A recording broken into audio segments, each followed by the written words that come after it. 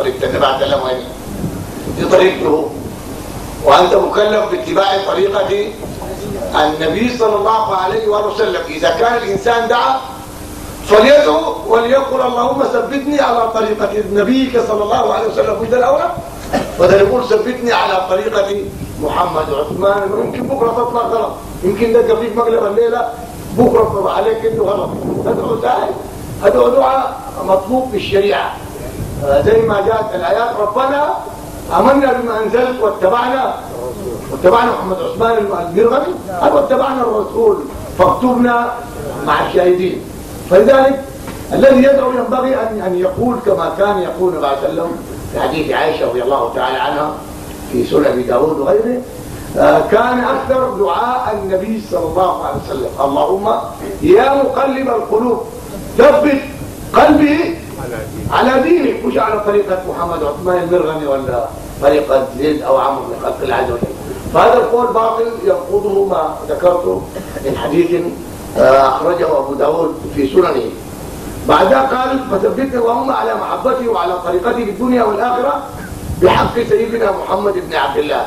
محمد بن عبد الله لم يحترمه لأنه سيد ولد آدم ولا فخر، فهمت؟ لكن قال وبحق بسم الله الرحمن الرحيم، دي برضه نمشيها لأنه طبعا آية من آيات الله عز وجل. ما نود أن نقف هنا كثيرا نناقش أحكاما تتعلق بهذا الأمر من حيث الابتداع في مفهوم البدعة تحت قوله صلى الله عليه وسلم من أحدث في أمرنا هذا ما ليس منه فهو رد. والكلام هذا كلام يطول وله أحكام كثيرة، لكن قال ثم تقرأ الفاتحة في نفس واحد. ليه انت منفسني كده ليه؟ انت منفسه كده ليه يا اخي؟ كان تقرا الفاتحه في نفس الحمد لله رب العالمين لزوم انه الرسول كان يقين عند كل وقت آية. هذا شغل بتاع طبعا في نهاية المطاف. نفس واحد ونفسين ونحن في الحاضر شنو وفي المويه الرسول صلى الله عليه وسلم قال لك ما تتنفس، وقلت لك نفس ما قال لك جرات واحد تتنفس ما تدعيبك في تعب وإرهاق والدين بني على اليسر دائما وعلى اليسر لا يكلف الله نفسا الا وسعها. فدي بدعه في نفس الفاتحه ما عندنا معاه شغل، يعني ما عندنا فيها كلام، لكن الكلام في نفس واحد داير يكتم نفسك، ده موضوع بتاع بدع ما عنده اصل في الشريعه الاسلاميه. ثالثا قال ثم تقرا سوره العصر. كويس، العصر ما عندنا معاه مشكله، سوره من السور ومقام عظيم قال فيها الشافعي عليه رحمه الله لم ينزل الله عز وجل سوى هذه السوره على خلقه لكفتهم. قال ثم يقول الشيخ للمريد سرا، دي لخبطه تعد يعني ده كلام تعد الكلام كان بين متباعد تقرأ. يقول له سرا ثبتك الله على الحق، وإذا دعوة كويسة ثبتك الله على الحق لغاية ما عندنا مشكلة. وبعدين وعلى الصبر كويس برضه، وتواصوا بالحق وتواصوا بالصبر. وعلى الطريقة المحمدية دي جاءت في النهاية بعد محمد عثمان بعد يجيبوا دي أبوين. الطريقة المحمدية دي جاءوا في الدعاء بعد يثبتوا على طريقة مين؟ على طريقة محمد عثمان المرغني.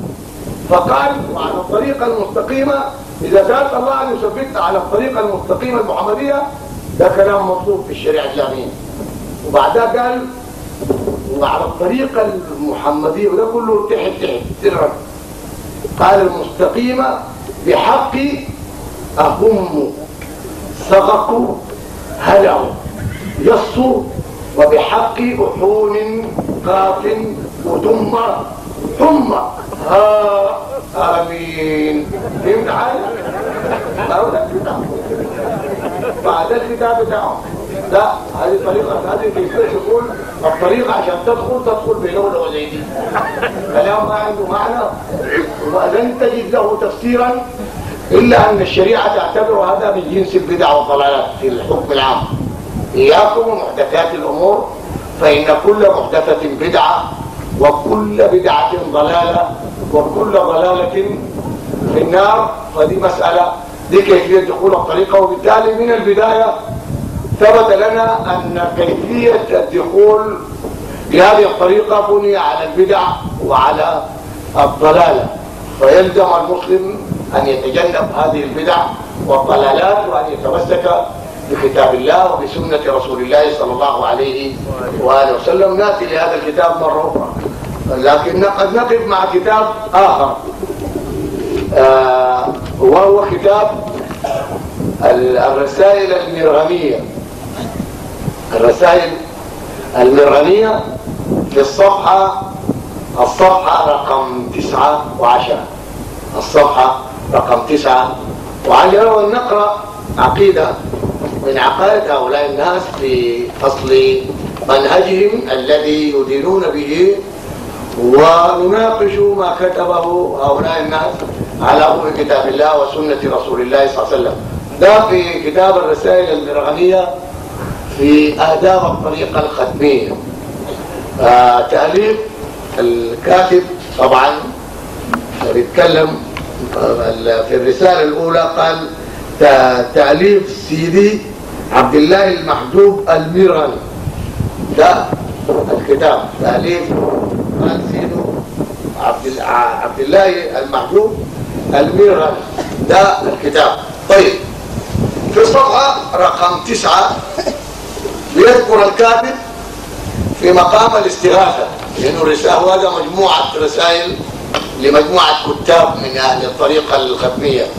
والرسالة الأولى هذه سماها تحريض الأغبياء، اللي هو بيقصدنا نحن طبعا. نحن بيتكلم مع الذين يختلفون معه نحن، ويصفنا حسب ما يستشهد عن طريق إشارات فيما نقدمه منهج له أدلته الواضحة من الكتاب والسنة. تحريض الأغبياء والاستغاثة بالأنبياء والأولياء، اللي هو في صفحة 9 و10. ده بيقول في الصفحة رقم 9 قال ومن أنواع الاستقاثة بيقول أن تستقيث بالولي حيا وميتا، وأن الولي كما قال يمكن أن يخرج، أن تأتيه وأن تستقيث به، ويمكن أن يخرج من قبره لقضاء الحاجة. لا يمرض أنت طبعا إذا مات طبعا ده أطلع عنده ممكن تستغيث له إذا حي. إذا مات قال ممكن تكورك له وبيسمعك ويمرق من القبر يقضي له غرض. فهمت؟ يجي راجع تاني ولا ما يجي ما معروف، لكن لازم يجي راجع محله. فهمت؟ طيب بيقول وما دخل دليل لا من كتاب ولا سنة إلا أنه حرف حديثا سوف آتي لبيان الرد عليه.